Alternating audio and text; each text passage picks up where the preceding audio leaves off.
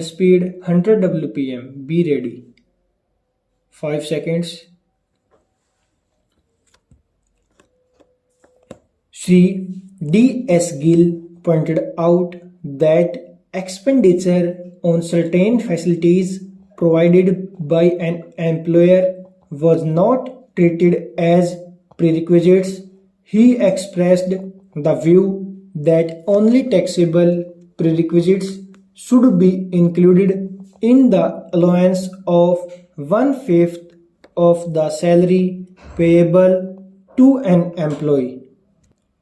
The chairman said that the committee should suggest to government that insofar as the calculation of prerequisites was concerned, the ceiling of ₹1 lakh should be removed.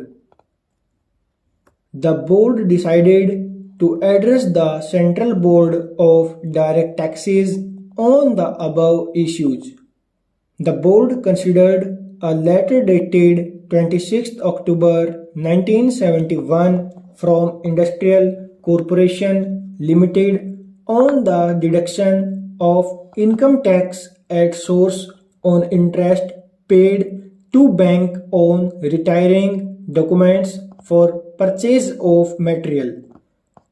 Sri J.S. Gill, explaining the position, said that unless there was some obligation or agreement, interest had to be paid to the bank by the buyer on retiring the documents beyond the due date, which will be passed on by the bank to the seller's banker or to the seller himself. If interest was realized by the bankers of the seller, then tax need not be deducted at source. The difficulty, however, was that the buyer will not be able to know whether interest is being realized by the bankers of the seller or the seller. Again, the bankers of the buyer will always insist for full amount of the documents and the total interest payable thereon, because they have to remit the amount of the documents and the interest in full to the bankers of the seller or the seller. Here also it was possible for buyer to deduct income tax at source on interest paid. The board felt that since the bank was collecting interest from the buyer and passing it on to the responsibility for deducting the tax at source should be shifted to the bank. As an alternative to the above, the chairman's suggestion that the bank should disclose to the buyer the interest to be paid to the seller and accept the reduced amount from the buyer after deduction of tax at source and issue a certificate to the seller for tax deduction was accepted.